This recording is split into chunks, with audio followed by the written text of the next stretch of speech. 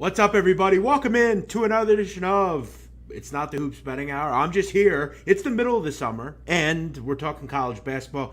I always like to check in the middle of the summer, and of course, how can I not? I'm the big man on campus, Jeff Nadu, but I thought of an idea.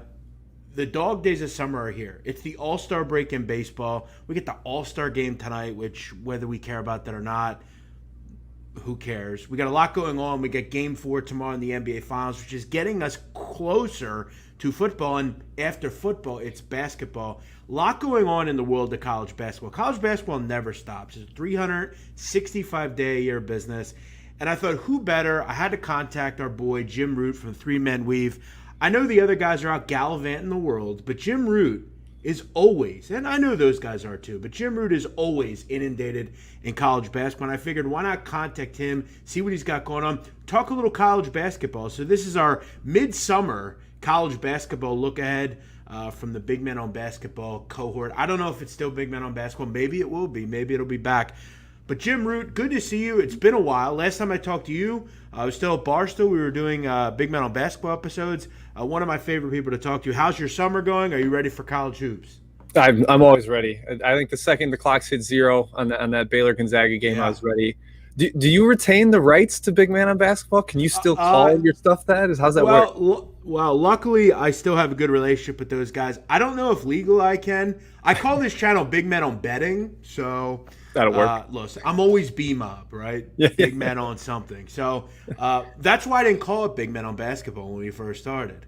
But I would hope. Listen, Dave likes me, so I'm sure he'll give me that name. I mean, there's only one Big Man. I mean, there's not two, Jim. What else are you going to do with that name? But come on. Exactly. But what do we have? 4 months until college basketball? Under 4 months at this point. And let me tell you how quick 4 months goes. I remember the beginning of April. I mean, that couple of months ago when the season ended, it seems like yesterday. I mean, it seems like yesterday was just Memorial Day, which was close to 2 months ago. So that 4 months goes quick. And with everything ramped up this year, we missed it for the most part last year. We had the tournament, obviously, but it wasn't the same. We'll have fans back. It's a lot different of a season this year. Plus, we've got the NIL stuff, which has recently come out. You would agree that just right out of the gate, a lot of guys have come back. Johnny Juzang, Hunter Dickinson, Kofi Coburn, all these different guys. Do you think if the NIL wasn't passed, a guy like Juzang, it's a question of whether he was going to get drafted. I would probably guess no, maybe late second round, but a big market. He's going to be able to market himself. Give me your overall thoughts on the NIL. Does it help college basketball? It does for sure, because all these kids maybe don't come back if they can't make money off themselves. And I'll tell you who the big loser in all this is. No offense. You got to feel bad for Luka Garza. I mean, this is a guy that isn't going to go to the NBA. Just happens to graduate last year. That's pretty rough, man.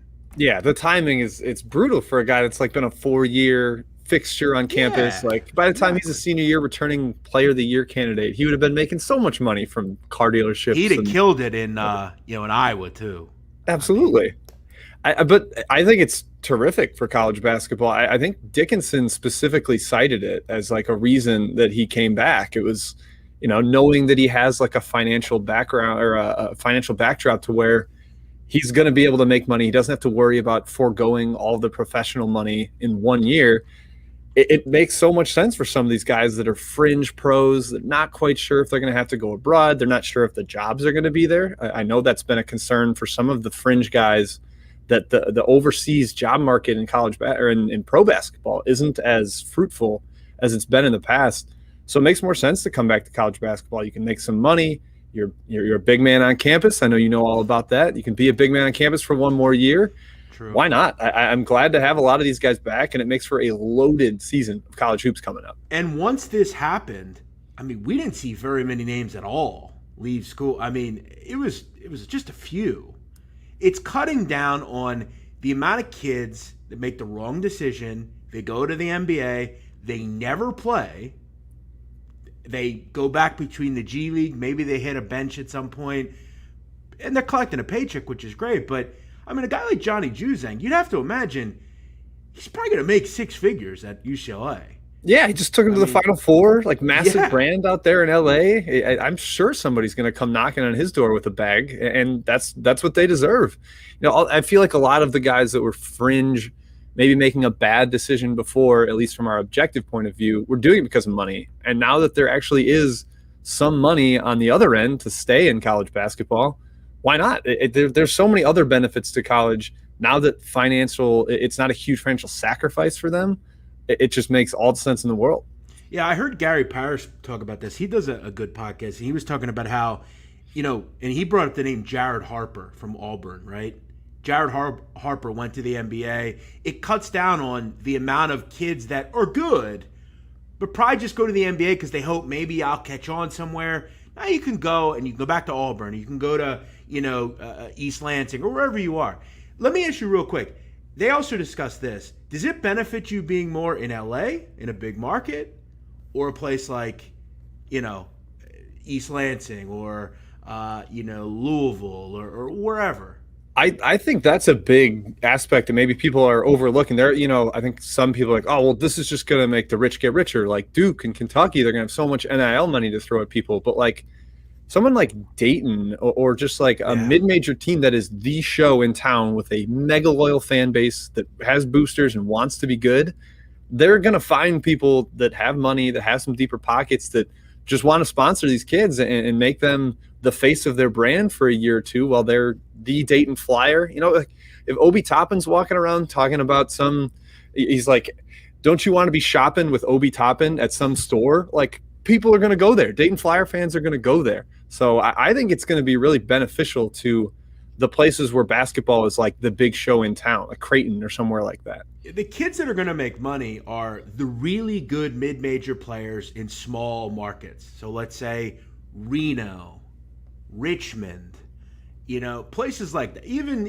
East Lansing, all like State College, Dayton, as you said. I mean, how much money's Timmy going to make up in Spokane? So he should make so much. Yeah, because he's quote unquote the best player in the country, right? Yeah. He's got the stash. Like he has something so brandable too. Like he can have his own little line of goods and t-shirts and all that stuff. It's great. And look, real quick with Garza, I saw he's doing Cameo, right? And I came across his page and he's lost weight. He's down about 25 pounds. He looks actually really good. And, I'm wondering, does he maybe make a roster somewhere? I don't know. He obviously will play overseas somewhere, but he almost had this like look. I almost felt bad for him. He would have killed it in Iowa. I mean, best player in the country. I mean, like Mike Dom, he would have killed it up in South Dakota when he was there. So, you look at some of these kids that aren't going to go to the NBA. They're kind of bouncing around. It just came a couple years too late. We talk about Juzang. I have UCLA second best team in the country coming into the season. I don't think there's a lot of question mark there about that. Whether you have them, they're in the top 5. I lauded, I'm sure you did. We know what Mick Cronin is. We know that Mick Cronin's always been kind of that blue collar, great defensive coach, struggled with really good offensive team, never really had a really good offensive team, but he put some really good players in the NBA, mainly like your Lance Stevensons. He had like the Sean Kilpatrick teams, but they were gritty, tough teams. I didn't think that he could take a team and go to LA and get kids like that to believe in defense. It's hard to teach kids that are 19 and 20 to play defense, but he was able to do it. He welcomes back a top 5 player in the country. He was incredible in the tournament. Incredible. Yeah. He had a Kemba Walker type of season, late season. They bring back all 5 starters, which is unheard of. A Final Four team brings back all 5 starters. Plus, they add Miles Johnson from Rutgers. I don't think it's any question. If you don't have UCLA in your top 5, I'm not really sure what you're looking at. I got him like 7th, Jeff. You don't know what I'm looking at? Really? Whoa. Yeah. So I just called you out. Yeah. Oh, I'll take it. Explain yourself, Jim. Okay. So if we were having the 2020 year where we didn't have a tournament and UCLA finished like 50th in KenPom and had a non-top 100 defense, do you think you'd have them But they top didn't, 5 Jim. still? They finished 13th, and they were a Final Four team. But how close are they to not? If Michigan State makes some free throws. Okay. If they be real, Jim. If they lose to Michigan State, they made the tournament. Whether it was first 4 or not, they made it. Okay, they bring everyone back, including Juzang. You're not gonna have them in the top 25? I would have had him top 25 for sure. I'd like to think that what they did in the tournament has absolutely no effect, or maybe a little effect because we saw a higher ceiling from them. But Yeah, I think one of the things that I missed last year coming into last season was that we didn't have a tournament where there's a lot of, stuff from the tournament that people reacted to. And, like, I guess Gonzaga is getting a lot of love, but, there's the narrative that they can't handle athleticism because of how they dealt with Baylor, stuff like that. But UCLA, I just think they were so close to not being where they ended up getting to. Like Alabama makes free throws, or like you said, Michigan State gets it done in that opening round, that I'm not going to go all the way to 1 or 2 with them. I'm comfortable with them top 10. I mean, Peyton Watson is a great dude coming in. Yeah. Johnson's going to really reinforce the interior defense. And they did have some weird things with personnel last year with injuries and Jalen Hill leaving the team and having stuff going on. So yeah. I actually had him probably like 11th earlier in the offseason, and I've started to realize I think I was just resisting to resist rather than because I was actually right. So I'm getting closer and closer to that top 5. Maybe by the time the season rolls around, you'll have talked me into it. We'll have to get at the end of the show, I want to hear your top, let's say 5 headed into the season. Because, look, I took a lot of shit on Twitter because I didn't put Villanova in the top 5. Listen, I don't think Villanova is that good. I don't. I like Gillespie, but he's coming off a major injury. Look, I like Samuels, but, I mean, you lose Robinson Earl, who, to me is kind of the linchpin of that team. I'll tell you another thing. Jay Wright has completely bottled 5-star player. I mean, he has been really bad at bringing top talent in there. He's good in this area. So going to like the Roman Catholics and Archbishop Woods and finding these kids, these homegrown Philly kids.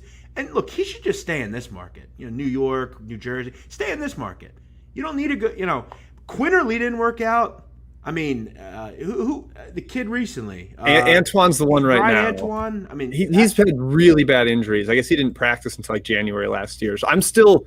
That's the key for me. He's like the piece that hinges on how good Nova can be and whether their ceiling is top 5 or if it's just like a high floor team. But Jim, with Samuels and Gillespie and like maybe Cosby Roundtree, if he comes back and he's another guy. Demir Cosby Roundtree is at Newman Goretti. He's a guy. He was injured a lot.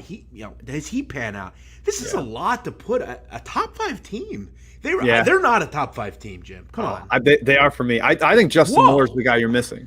I think Justin Moore is incredible. Yeah. I think he takes another leap this year. He started to do that last year, but it's gonna. The depth depends on their freshman class, which you can give or take on. I think, but I think the no JRE thing is huge because he was who they played through last year. After Gillespie got hurt, it was like our offense is JRE creates mismatches. He's a good passer. They're going to have to retool that a little bit. I just think Wright with so much back, 4 out of the 5 starters, it's a very high floor team. They've got a ball handler. They've got Gillespie, who, at least it wasn't ACL, it was MCL. So it's not as severe as it could be. It's kind of a bet on Jay Wright and how good that program has been year after year. If Gillespie was back fully healthy, if JRE was back, then I'd have him as a top 5 team for sure. Yeah, but again. And look, Gillespie's he'll kill it in NIL as well. Yeah. I mean, he good looking kid. He's, Ardmore is a rich area out where they are. He'll do well. But I'm just not, and they don't have a lot of depth, man. You know who they remind me of a little bit? I think, Robinson Earl kind of reminded me a lot of what, without Livers, I thought Michigan was a little susceptible. Like, he had something, and without him, if he were back, then I would be interested. But without him, I'm not. I was beating that drum with you. I thought Michigan was the vulnerable 1 seed, and then they were the one that made the Sweet 16, and Illinois didn't. So what are you going to do? Well, I felt very proud when I was sitting at the sportsbook in South Philly at the Philly Live, and I had the Loyola Illinois ticket in my pocket, and I'm thinking, yes. I called this. I knew they beat Illinois. I knew it, and it ultimately didn't work out for me. But still. Nope. It was a good one. And look, I have another one this year in that scheme of things as a mid-major. Couple quick ones. Gonzaga's the number 1 team. Let me ask you, obviously they're the number 1 team, right? Do you start to continue to say to yourself, you know what, I'm going to do this, But I'll tell you, something tells me I'm not as high on them this year as I think I should be. Do you feel that or no? A little, and Because I there's think a lot they're of going to really be good teams in the top 10, Jim. Yeah, I think they're going to be awesome again. I mean, I think they're going to get all the flack for dominating the WCC, same as always. Hopefully with Holmgren, they can deal with athleticism a little more. They didn't have a rim protector at all last year, and he might be one of the best 5 or 10 at that in college basketball next season. But what concerns me with them, they don't have a ton of shooting. Last year, they were a little low on shooting, and that was with Kispert. And now you come in next year, and he was making almost 50% of that roster's threes. I don't know if Salas and Rasir Bolton are going to fully fill that void. So as great as they're going to be inside, Timmy's such an elite interior scorer. They've got a point guard in Nemhard. I'm worried about the spacing. I'm worried about, when they do face 5 straight athletic teams in the NCAA tournament, is there going to be a void there? And that's the tough part, because the best team doesn't always win the tournament. I think it did last year with Baylor, but just because Gonzaga might not win it all, maybe that doesn't make the number 1 ranking wrong. Yeah, and when you really look at them, I think they have to hope, like, they have kid Caden Perry. I've heard a lot of Brandon Clark type references to him. But I think you mentioned Holmgren and how good defensively he is. You have Timmy as kind of that really good offensive player, so that's a good yin and yang there. I didn't love their depth last year. Bello didn't really work out. Anton Watson didn't really contribute that much. Cook from Southern Illinois didn't really give them too much. We'll see. Salas is obviously a top 10 player. Nemhard's terrific, and Timmy's. I mean, could argue Timmy's the best player in the country. He's definitely going to be like the most productive returner, I guess. But when I look at other teams like Kansas and Texas and Kentucky and Duke and all these teams that some of them weren't as big of factors last year. How good are some of these teams? UCLA. There's a lot of really good teams, and I think we put Gonzaga right there because they have the number 1 player coming in and Timmy. But as you said, there are some question marks.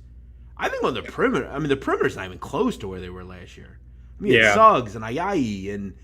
Yeah, Suggs was like the wow factor, and now Holmgren's kind of their wow factor this year, but he's in the front court. So I'm curious to see if they can be as deadly, especially in transition. I mean, they just destroyed teams in transition Salas last year. is the guy. Salas. They need him. Yeah, they need him to be.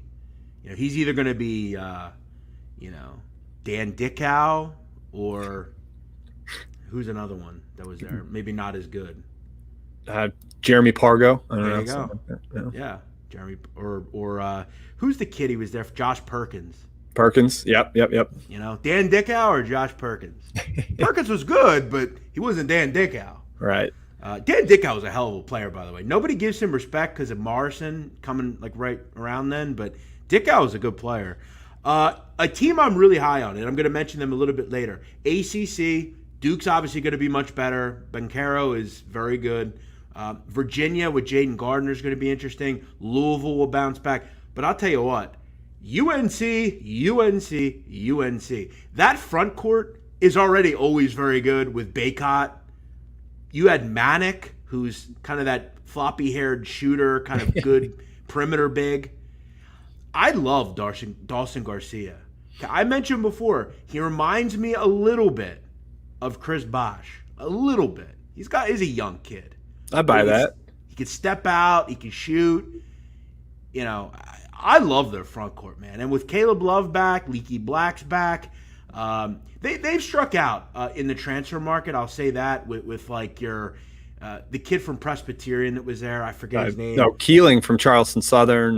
That's who it was. Christian Keeling, right. And the kid from William and Mary, Justin's all that's coming to me too. Justin Wright, maybe, or what? I forget his name, but those two struck out bad there. Pierce, Justin Pierce, right?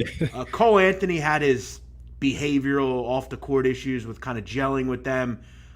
I like them a lot. New coach, Roy was kind of towards the end of his end there.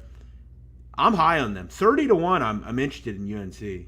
I'm very curious about their backcourt. I think that's where the questions come. I mean, Garcia, I think, is outstanding. I loved watching him, and I think you get him out of the Wojo development and into a program that's got a little more proven in developing big guys. Roy's not there anymore, but I still trust what the staff has in terms of developing bigs.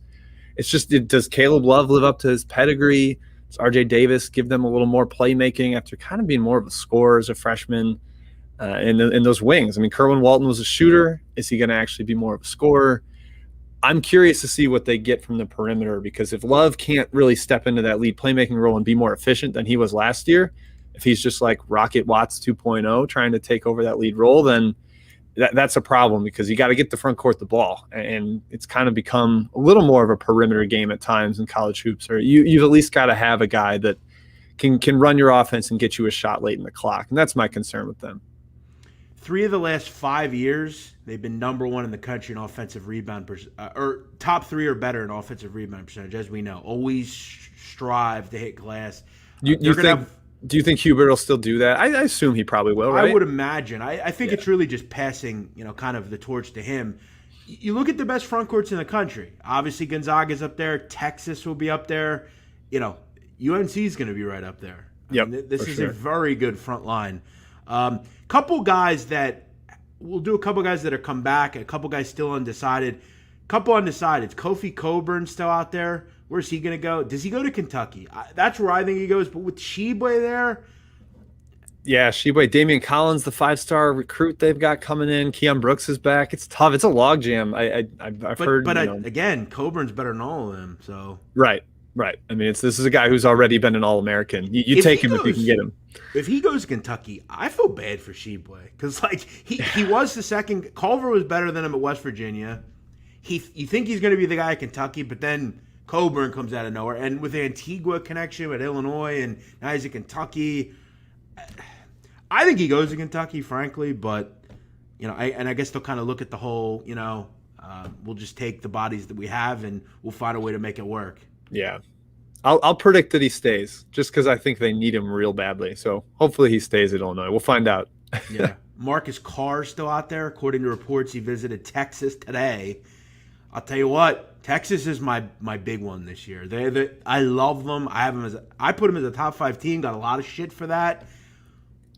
If they land Carr to be their starting point guard, they're a top 5 team, Jim. Yeah, they'd be top Carr, and I earlier in the offseason, we'll get to futures bets, but I bet them early just because the price that was there with Chris Beard, they didn't have a lot of their transfer pieces yet, but it was very speculative. It was like, I believe Chris Beard's going to find some dudes, and I'm never going to have him at 50-1. And he was 50-1 in the market. Chris Beard at Texas will be 50-1 probably never again for the rest of his tenure there. So I couldn't resist it. Now that they're starting to roll in talent, if they bring Carr in too, man, that's the playmaker that I'd like to see in that backcourt. Because Ramian Jones I like, but I don't fully trust. But if Carr's there, I think there's enough of playmaking to pass around among that group. Ramey, more of a 2-guard. Jones, you don't love.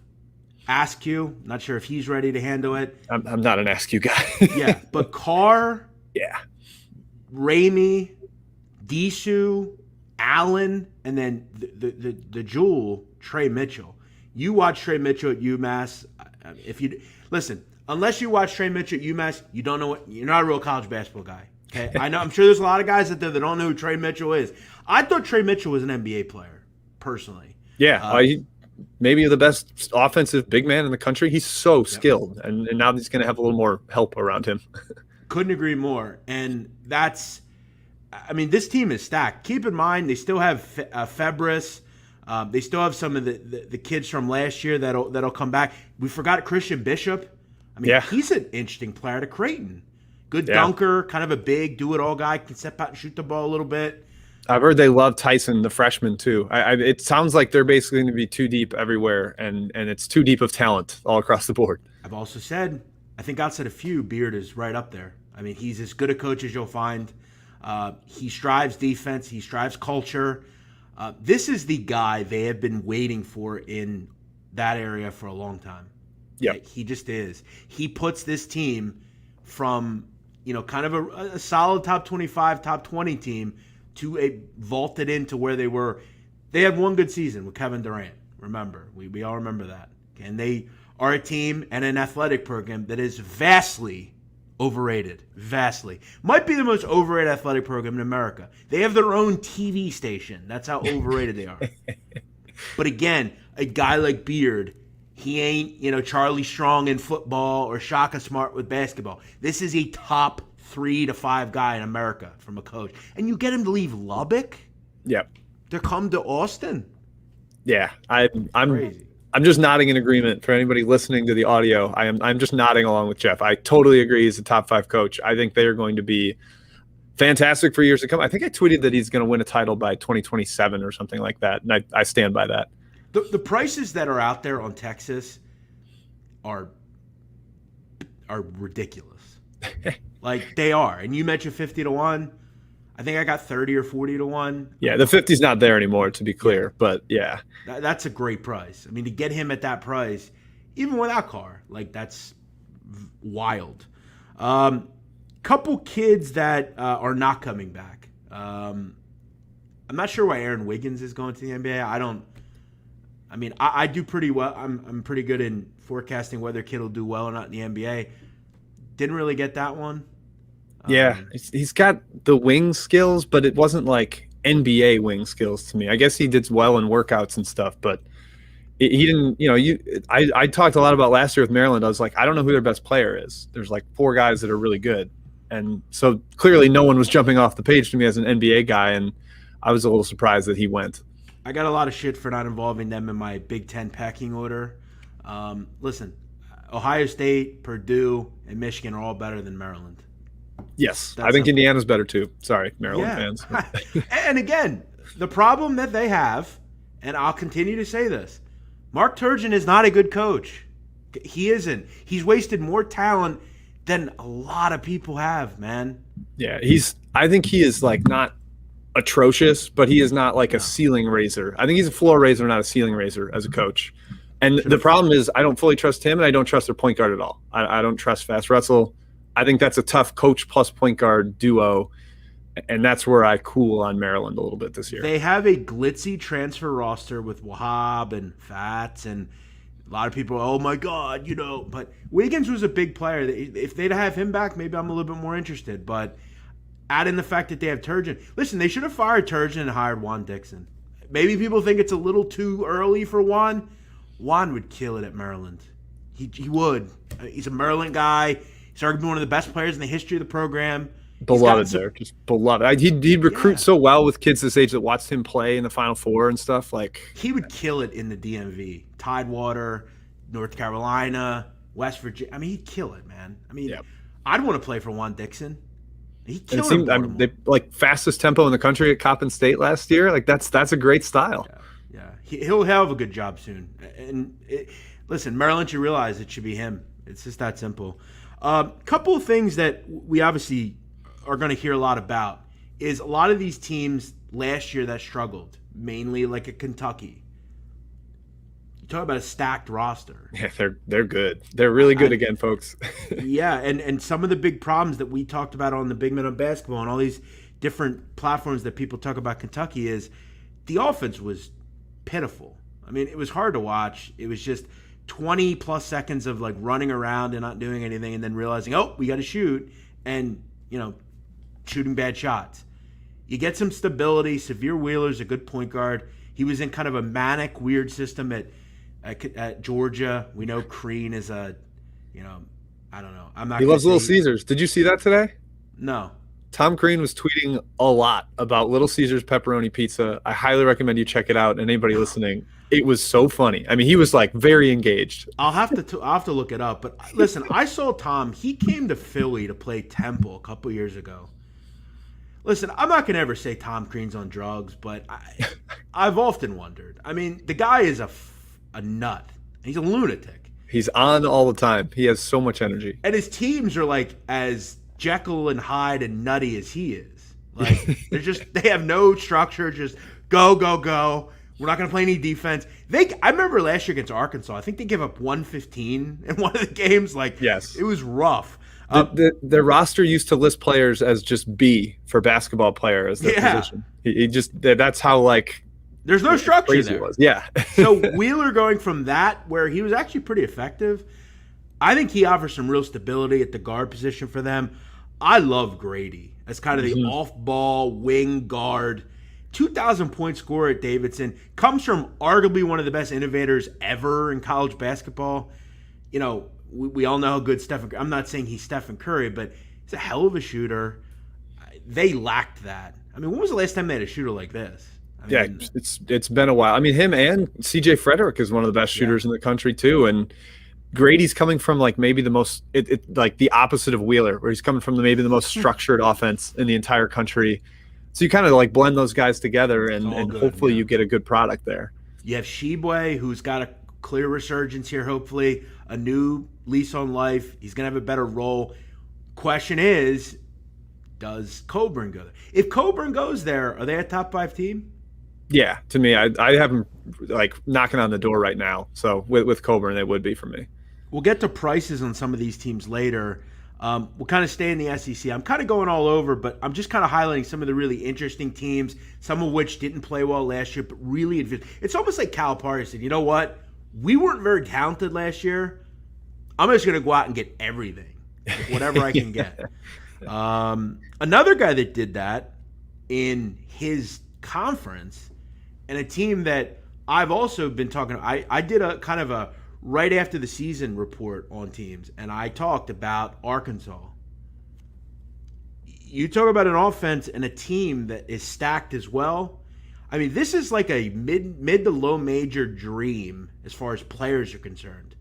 Okay, you have J.D. Note there, who's at Jacksonville and has really got a good role in Arkansas. Umidi, who you know is one of the best scorers in the country. Yep. Okay, Aldis Toney, who is at Pittsburgh, not a mid-major, but a good player. Chris Likes at Miami. You also throw in Wade from Wichita. Yep. Kevin O'Banner, who's still out there. I think he goes to Arkansas. It makes sense. I've heard whispers it's Texas Tech, okay, but I don't know. Like I think maybe O'Banner doesn't even know yet, so we'll find out soon.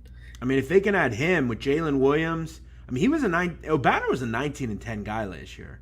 Yeah. I was curious as to why he left Oral Roberts. Are you sure about that? I haven't seen anything. One thing I think that has shown through his recruiting process is he's had like 8 stages of lists, and I think he's just kind of missed having the like really high profile recruitment when he came out of high school, and he's living that now.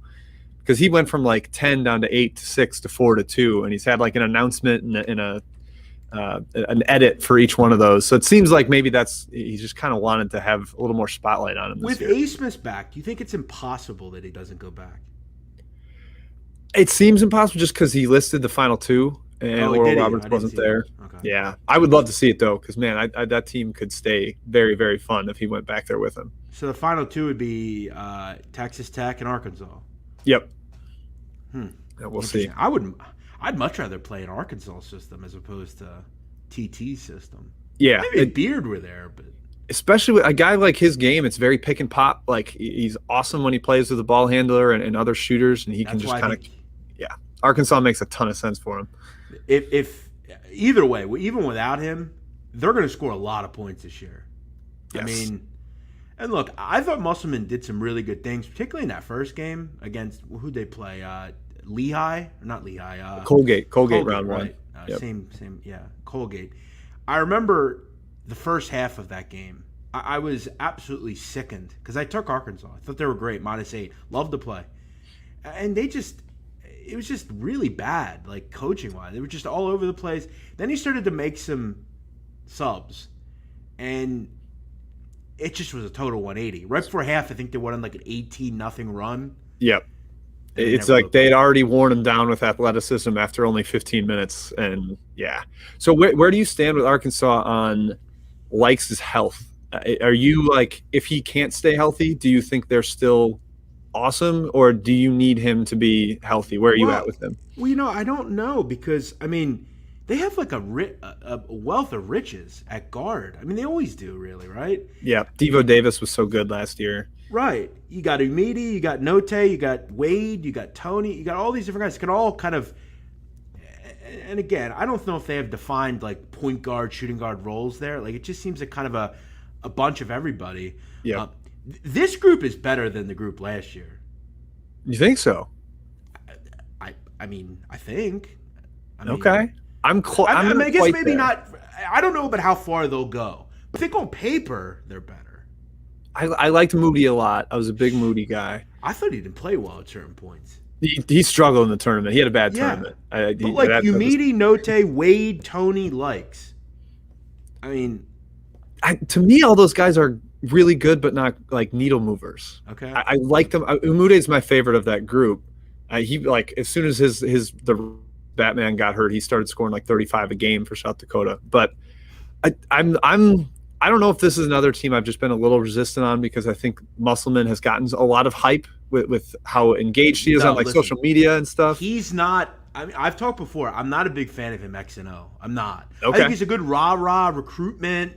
You know, Yes. as you said, The culture is And by the way, he's engaged with the wrong people, social media wise. I'm just going to say that. Some of the people that are down there visiting him. Shouldn't have brought it up. Don't get me started on that. Yeah. Don't get me started on that. But no, he is very good with social media. I will say that about him. He is out there.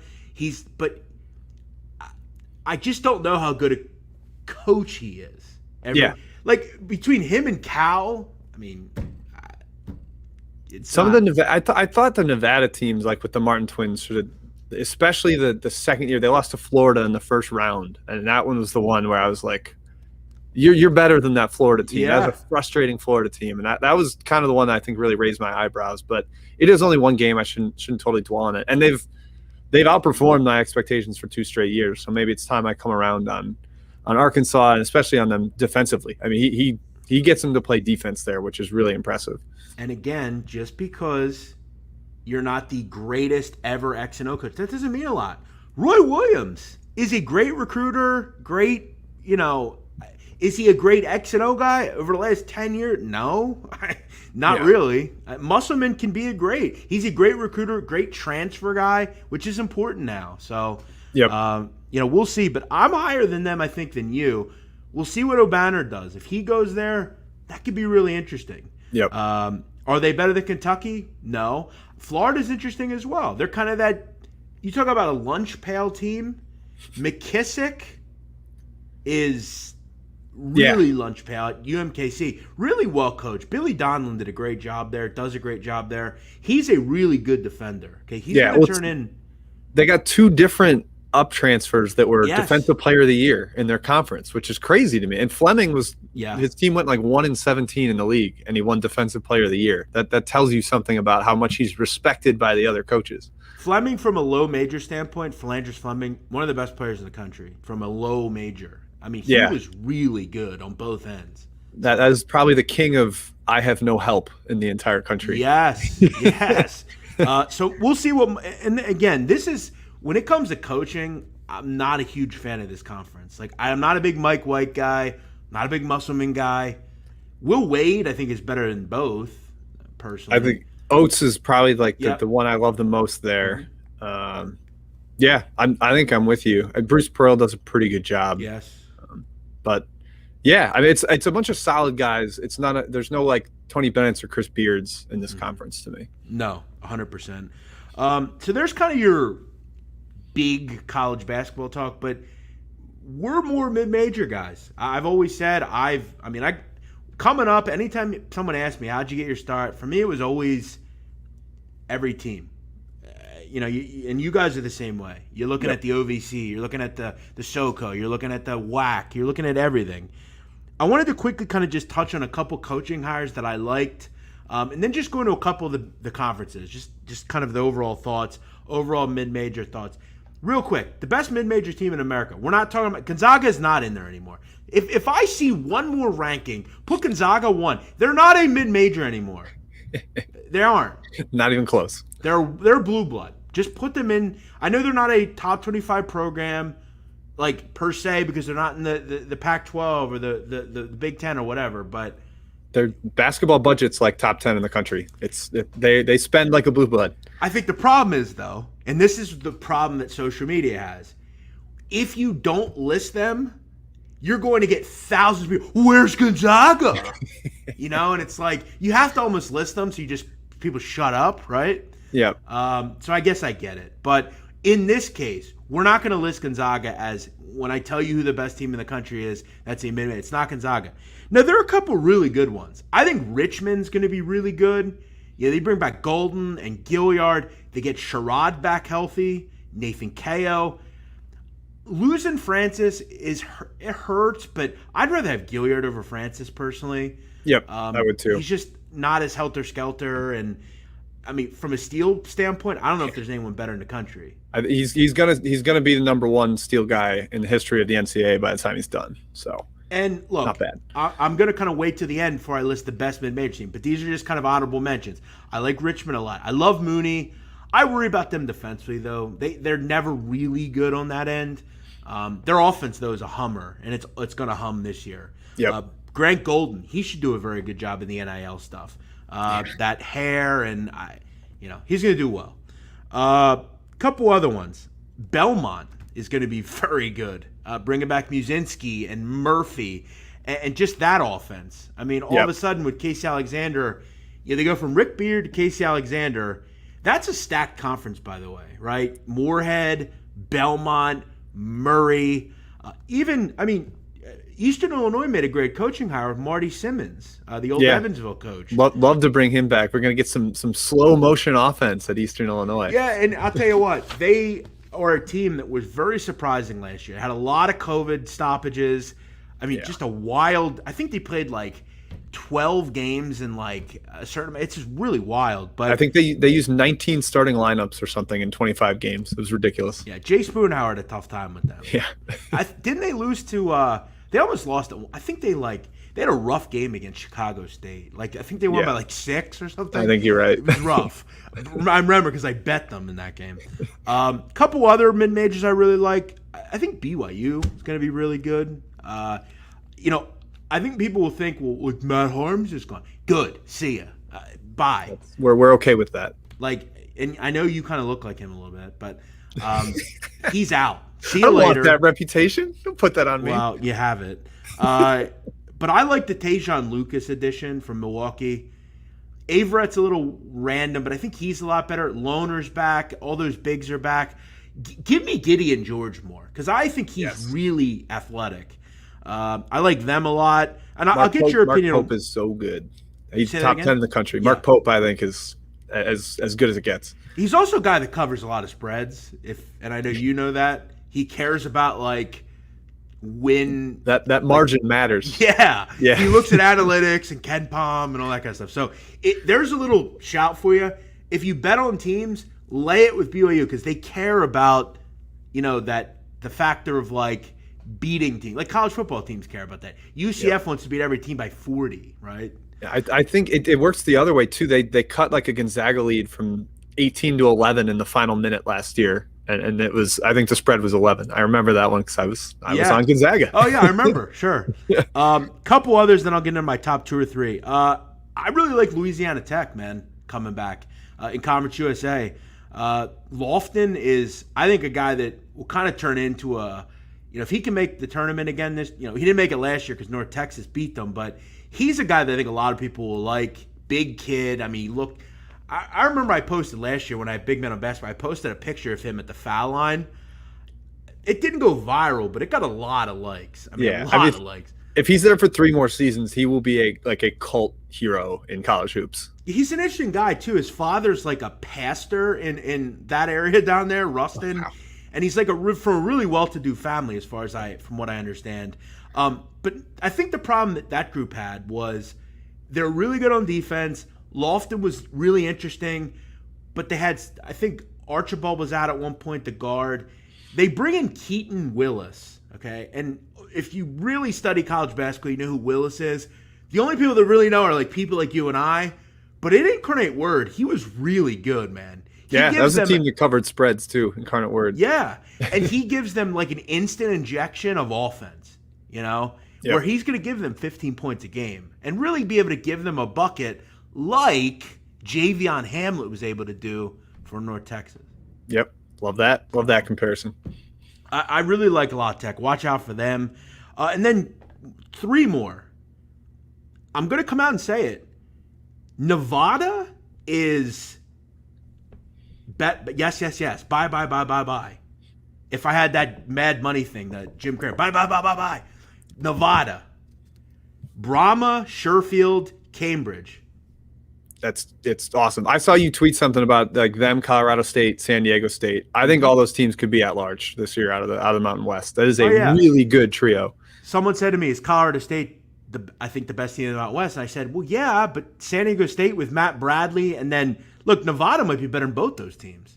I loved Nevada last year at one point. They were really good to me, man. They improved a lot late. It seemed like they kind of put the pieces together, sets up well for a run this year. And Brahma is not going to get the love that like Mitchell gets, Trey Mitchell, or like some of the really good bigs. But Brahma was real good at Robert Morris. He made Robert Morris a team that I could bet on. Versus if he's not there, no, see ya, I'm not interested. So like him going out there to an interesting little market, a good conference, that's a good basketball team. Nevada. Needed a little more scoring in the front court, and boom. Got it. There it is.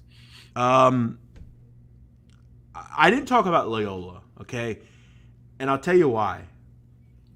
Are they any different than last year? Like, I think they're going to be really good on defense. And I think Chris Knight is a guy that no one will talk about. He's not Clayton Custer, right? But Chris Knight was a good player at Dartmouth. I think he averaged like 18 points a game. He's big. He's powerful. I think he can do a lot of damage there. But here's the problem with Loyola. Moser's gone, and I like Valentine. Don't get me wrong. I think he's deserving of this opportunity. Yep. They still don't have anyone to create. Who scores on this team? Yeah, I mean, their whole offense was that Krutwig high post handoff sequence. Oh, I said Custer. Sorry, Krutwig. I'm thinking of Clayton Custer, but Krutwig. Sorry. Yeah, and without him, I mean, can Knight distribute the same way? Like, probably somewhat, but there was a Jordan Majeski said something about how Krutwig was like had an advantage defensively that he couldn't jump and block shots, so he just played positionally. He didn't gamble. He didn't try to go up and block things, and that was like exactly what they needed. And so if there is somebody like Knight's trying to go for a little more shot blocks and stuff, they're more athletic on that back end. Maybe that's actually a flaw for the defense. I don't know. I think they kind of had lightning in a bottle last year. I don't think they're going to be quite as good, despite bringing back almost everyone. I mean, sometimes it's not a straight line for improvement with continuity, you know. And the problem that they're going to have is Drake's better, okay, than they were. I at least I can make the case. They only lose Yusefu. Everyone else is back. Yep. They add Ayo Akinwale from Omaha, who I think he can go there and be he's not going to be Yusefu, but he's a good player, and he gives them some depth. Hemphill's back, Sturts is back, Penn's back, Wilkins is back, Brody, Murphy, they're all back. Yeah. Okay? And they were really good defensive in their own right. Yeah. Now they have some scoring punch. And look, Northern Iowa's going to be better. Bradley will always be solid. All these different teams. Missouri State brings back almost everybody. Like it's a loaded league. Yeah. So, Loyola's going to have some growing pains, but if Chris Knight and Schweiger, the kid from Princeton, the two Ivy League kids, if they can be something, they just don't. The guard play worries me, man. Like, I like Lucas Williamson, but he's more of a defensive guy. A lot of the, Tate Hall and all these different guys, like, I like, but I don't love. Yeah, it all kind of started with Krutwig and all the gravity he had as a finisher and a driver and a passer. And that's not there. So everybody's kind of got to fill a different role. You can't project them to play the same way that they did last year because you got to kind of piece it together differently now. This is no secret. The number one team in the country, mid-major, hold on one second. One other team I want to mention is the best mid-major big in the country down in Moorhead. Oof, man. It might be. Broom's solid, man. And he's incredible. It wasn't even supposed to get playing time last year, and then their starter tore his ACL, and Broom became a monster. I'm curious what they'll do with that because Claude, the guy coming back, who is a starter as a freshman in his own right, now you got them both. Do you platoon them? Do you try to play two bigs? Spradlin's a pretty solid coach. They were awesome defensively last year with Broom anchoring them. It's like you said, that's a pretty top-heavy, really strong league in the OVC, and Moorhead's going to be awesome once again. Janai Broom's not 200 pounds. He's about 230. I would like a little bit more on him. I think he probably did that this year in a weight room. Yep. You know who he reminds me of? He's a better version. and I think long term in the NBA would be a better version of Willie Cauley-Stein. Oh, I like that comparison. I like him a lot. I think he is terrific, and that's a good league for bigs with Muzinski and Broom. That's a fun league. The number one team in the mid-major country has the best big in the country. Osunashuni, it's St. Bonaventure. This team, okay, and again, I took Richmond last year, 80-1. This is my Richmond of last year. Same conference, same everything. St. Bonaventure is as good as it gets. Okay, it's that simple. And this is why Mark Schmidt probably doesn't leave there and goes to home and coaches at BC. He realized this team coming back is really good, okay? And you know it, and I know it, and we all know it. Do you agree with that? Are they the second best? If we put Gonzaga 1, Bonnie's are 2. I think by rating, I have them second best. Yeah, I mean, they're loaded. That starting five is probably one of the best 5-man lineups in the entire country. It's very complementary of each other. They got the shot blocker, the rebounder, the scorer, the distributor. They just need a little more depth, and they did a decent job of that this offseason with some of the JUCO guys and the transfers they got. So if those guys can make it to where the starters can get a little more rest, they can be a little more willing to foul and not be scared of that, then yeah, I mean, I'm all over St. Bonaventure next year. I was late to the party last year. Our boy Matty Cox was the big St. Bonaventure guy. Him and I agreed a lot on them, I remember. Yeah. And so next year, yeah, I'm with you. I bet them in the future because the prices that came out right after the tournament ended last year, some of them were just bad. And you'll hear a couple more of those. 300-1. It's just I think people weren't paying attention when they did these opening prices. And look, I don't have crazy money on these things or anything, but I was just like, they bring back everybody from an at-large team. I'm interested in 300-1. The only thing I worry about, and it happened last year with the Spiders, Sherrod goes down with the ACL, and I loved him, but Sherrod was like that wing guy I really liked. Listen, Osuni he's not as big as Taco Fall, but he has the same worth, right? He just stands in the middle, and no one gets into the paint. It's a wall, basically. And he's done it all the way since he was in Pleasantville, New Jersey, South Jersey. That's what he does. Lofton is a very underrated player. You add Koulibaly and Adams, both from the, ACC. Yep. That's some really good depth that they needed. Holmes, it's good stuff. Really good stuff. Yeah, they got 2 JUCO guys. I'll just mention. One of them's supposed to be one of the best JUCO shooters in the country. And then they got another shot blocker. The guy averaged 6 blocks a game in JUCO. So they at least somebody behind Oshuni that it doesn't fall apart if he gets in foul trouble. That's what you want to see out of that. And I hope and I think that they have a couple pieces now off the bench to where it's a little more of a complete roster. 100% agree. We quickly touched on La Tech. I think UAB will be good. I'm done with West Kentucky. I'm no longer betting on them to win anything. They never do. They're okay dog, but they stink as a favorite. They don't play up well as a favorite at all. The team that I really am starting to like in that conference is the boys down in El Paso. What a hire to get Joe Golding. Look, I thought Joe Golding might be a Texas candidate. After what they did in the tournament, Joe Golding is a great hire for UTEP.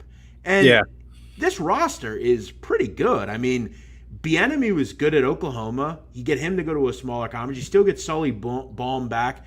Verhaven from Duquesne. Keontae Kennedy was at Xavier. And I'm missing one as well. Christian Agnew from North Alabama. This team is a pretty solid starting five. And I know Rodney Terry struggled with getting these kids to all kind of find their role, but Golding has a good team at UTEP, so keep an eye on them. That's an upgrade at coach for sure. I wish Bryson Williams would have stayed and been that monster double-double guy, but the Golding upgrade is huge. They've got a really strong backcourt with length. He loves to pressure. That was their big thing at Abilene Christian. I think they'll be able to do something similar, and I have them just below that UAB and Louisiana Tech top tier there. Another hire that I liked, Speedy Claxton at Hofstra. If there was a more perfect coach for the way they play, guard-oriented, ball hawk, try to, get out in the open court, transition, Speedy Claxton's the guy. He's an alum. I think he'll do really good things there. Now, personnel-wise, we got to kind of see what this final team looks like. I know Tariq Coburn left, but I was pretty happy with what I saw late from this team. I bet on them a lot under Joe Mahalik, and then they had the interim coach, and now they have Speedy. So I'm interested in Speedy Claxton. I think he'll do really well with not the 4 or 5 star. He's going to get good 2, 3 star kids from New York City, North Jersey, Long Island. The thing I loved reading about him this year is he said we're playing man to man. Last year, Mike Forelli took over, did a pretty solid job in the interim, but he played this terrible zone. And Mahalik played some zone in the past too, but their defense was awful. It was so bad last year. And Claxton has already been we're not doing that. We're playing man to man. We have athletes. Why wouldn't we? And that was music to my ears because they're going to be awesome offensively. And now that if they play a little more defense, then I really like that hire, and I liked what he said so far. There was just too many games where they're giving up 80-plus points. Yep.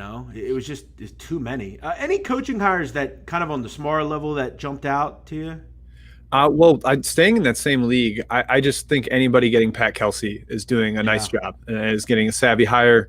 Dominated at Winthrop for years. I think Charleston is one of the more resource-rich programs in that league. They've obviously got some historical program clout too. I think he's going to absolutely kill it there. Maybe not quite in year one because that roster got a little bit ravaged and isn't, the cupboard isn't full after Earl Grant left, but I think he's going to have an awesome 5 to 7 year run before he takes a high major job. No, he's always been as you said, terrific at Winthrop. You definitely lose a high-level guy there. And look, Charleston's getting a really good coach. Look, I thought Earl Grant was pretty good, and he obviously left for a better job. One question I have for you. Why did Matt Figger leave Austin Peay to go to Rio Grande Valley? Can you explain that to me? Because that seems like a major look, Lou Hill died. Rest in peace, Lou Hill. He was a great coach. I felt like that was a bit of a weird move. It wasn't a lateral move at all. Yeah, I don't. I want to say there's something behind the scenes, maybe his relationship with the athletic director at Austin Peay or something. Money would also seem to be indicative. I don't know what his salary was and is now, but it was certainly an eyebrow raiser where it was this isn't a clear step up. So why is this happening?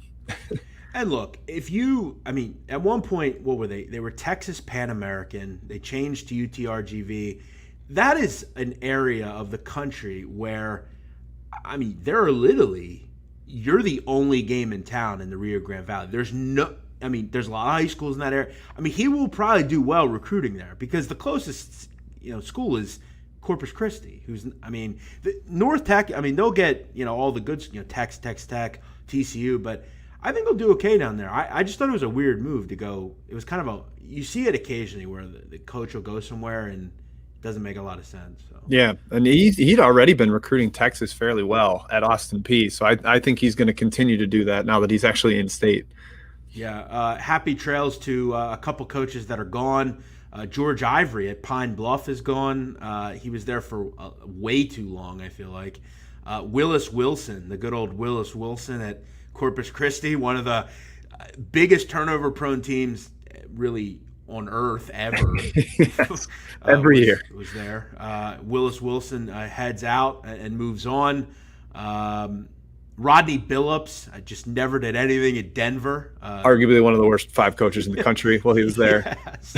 That's so true. That's so true. And also happy trails to Jan Perlau, who was at, I think he's French, who was at San Jose State. You talk about a team that went from Perlu to Tim Miles, actually pretty good. I'm not a huge Tim Miles fan at Nebraska, but at San Jose, it's a pretty good hire for them. Yeah, he's been at tough places to win. Nebraska, not really a storied basketball program, and he made the tournament for the first time ever there. So if he's able to do that at San Jose State, he will have worked miracles. Also, one other one, happy trails to Eric Skeeters, who is at Delaware State, one of the worst programs in America. Is it really Eric Skeeter's fault that they suck? Let's just probably not. So just some funny things down on. Quickly before we stop this, you mentioned some futures that you like. You got some great prices on Texas, Bonaventure. But you and I disagreed a little bit on some of the Power Fives. You think teams are a lot better than they are. I think teams maybe aren't as good. Give me some futures that you played that you like. There are two others that I took the day after the tournament that I was just these are wrong. Like I don't know what you're doing here. Actually, one wasn't right away, but the first one was Purdue at 40-1, and for me, that's a top 5 team. I don't know how high you are on them, but they're kind of similar to UCLA in that they return basically everybody. They've got some young kids that are getting better. Let me ask you real quick on that. Yeah. Okay, Trevion Williams was not good at the end of the season. You could make the case Zach Edey played better than Williams at certain points. Williams just couldn't stay in the game for whatever reason. I heard a lot of people saying top 10 player in the country. I don't disagree with you there. Is he Caleb Swanigan? Is he that good? Swanigan was really effective there. Something tells me like they're a higher end version of Loyola to me. Like where like, and I love Purdue last year. I had them going really deep. I think I had them going to the Final Four. I love them defensively, but I just see a lot of like really good defensive players. Does the young kid Ivy, does he kind of be the next Carson Edwards there? He needs to be. And I mean, I watched him in FIBA U19 the last couple, over the last week or two, and he pops. I mean, he just kind of moves differently. There's a suddenness to his athleticism. Yeah. He didn't shoot the ball well last year. That is kind of his problem and his flaw. Same with Trevion Williams, making 50% at the free throw line. So they need to make more shots, and hopefully they're getting in the gym and doing that. But I think there's upside in that team because they had so many freshmen playing last year where the continuity is an advantage because these young guys are going to get better. There was one team last year that really let me down because I was so high on. It was Purdue. But I will say this, and I think this is left – and we haven't touched on it once in this podcast. We talked about it last year, though. There may not be a conference that missed fans more than the Big Ten. Okay? Big Ten home atmospheres, I mean, it's impossible to win in West Lafayette. It just doesn't happen. Yeah, the year before, 2019-20, the home court advantage in the Big Ten was like 5 or 6 points on the spread. Like, it was crazy, especially at some of the bigger schools like Purdue. Let me ask you, who do you like more, Purdue or Villanova? Purdue, right? I have Villanova rated higher, but I think Purdue has a higher ceiling. Villanova is this year's Iowa that was last year for me. Iowa's a top 5 team according to a lot of people. I said, nope, they aren't. Stop saying it, they aren't. But dragged them all year. And maybe it has a lot to do with the fact that I just hate Villanova, but... put your bias aside, big man. Well, listen, I just don't think they're as good as people think. Let me ask you, before we go, have we gotten guidance on, is it a requirement to be vaccinated in college basketball and college? Is that a requirement? Because a lot of these schools, don't know. Like I wonder, I'm trying to find what the guidance is because, like, obviously in the NFL, they've had some issues with certain players and they don't want to do it. But I'm seeing more and more schools say, hey, if you're a student here, you got to be vaccinated. Right. I'm very curious because what was not fun last year was the sudden COVID absences. I know. Like, that's what I'm saying. Yeah. And we could totally get rid of that if, So I'm wondering if there's going to be guidance on that and whether it's, John, look, John, here you go. John Rothstein. I'm going to talk to you for a second. Maybe you're watching. Get on that, will you? Everybody listens to you. You're the guy. You got all these colloquialisms for everything. What's up with the vaccines, John? Yeah, let's having him pressure the NCAA to make some sort of blanket rule or something. Gary Parrish or Jeff Goodman. He won't see this because he has to be blocked. I'm not sure why, but so okay. This was fun. I love. Blast. I could sit here and talk for 3 more hours about every team in America, probably. Last question: who's the worst team in the country this year? I'll say Mississippi Valley State, who I said was the worst team in the history of college basketball. It's hard to disagree. There was Alabama State, or maybe Grambling, 10 years ago that was abominable. But they Mississippi Valley State put them to the test last year. By the way, Mississippi Valley State did win 2 games. How did they beat Grambling? By the way, that made no sense. I remember when they won their first game against Alabama State, and it was like a moment on Twitter. People were like, it was a Monday night, so there weren't many games, and it was like Guys, turn the SWAC YouTube feed on because the Delta Devils are about to win. I remember really quick a couple of situations last year where I played against them. I had to play one time. I think it was against, who was it? Prairie View. They scored 5 points in the second half. Mississippi Valley State. Oh God, yeah. I think they lost 77-30 or something. Yep. But I remember the first game of the year on Big Men on Basketball. I recommended that people lay, whether it was between 35 and 40, because you know how those numbers move. Arkansas won by 80. Like, it was crazy. So yeah, I will tell you, going into the season, spend some time, get one of these, go to every SWAC team. Okay, outside of Texas Southern and like Prairie View. So like every other team, maybe even Grambling. All other teams, find their schedules and highlight when they play a Power 5 team. And my advice to you would be, lay every one. You will win. You will make money on that. Okay, so betting against Alabama State and A&M and Pine Bluff and all these teams. Like, you make money. They all play fast. That's the problem. You can't play fast if you have that big of a talent gap. So it is a major issue. Listen, I've always said this in college football. Okay, you can play fast, but if you don't have the personnel that's able to run those kind of offenses, you're not going to be any good. And look, they try. Pine Bluff is tough, but they play hard, but they're not good. So, yep. All right, let's wrap this thing up. You're in Milwaukee, right? I'm in Milwaukee. I'll be attending Game 4 tomorrow night of Wednesday night of the Bucks-Suns series. I'm a diehard Bucks fan. So. What are you at the old parents' house for the week or something? Oh yeah, I'm in my mom's basement right now. Shout out to Mrs. Root. That's right. Is that your real name, Jim Root? Yeah. I didn't know if it was like this, like kind of like ode to like being smart with like a square root kind of thing. I know. No, I'm not smart. Why? Come on. Yeah, you don't really look that smart, so. Okay, how are Matt and Kai doing? They are good. They are. We're cooking up the previews for our website. Anyone familiar with it? They're going to be coming out in a couple of weeks. July 26th, we'll start our daily raw out of our top 40. So we're hard at work behind the scenes for everybody out there. I will say this to the day I die. There are not a lot of people I like in the business. Not a lot, because I've been doing it a long time. I've seen gambling. I've seen all of it. The college basketball group is not always welcoming, especially for gamblers. They kind of, we're not gamblers, you know. Right. The three-man weave is the best in the business, in my opinion. Jordan Majewski and those three. Very good. Go check out Three-Man Weave. They do a podcast. I listen to it on iTunes.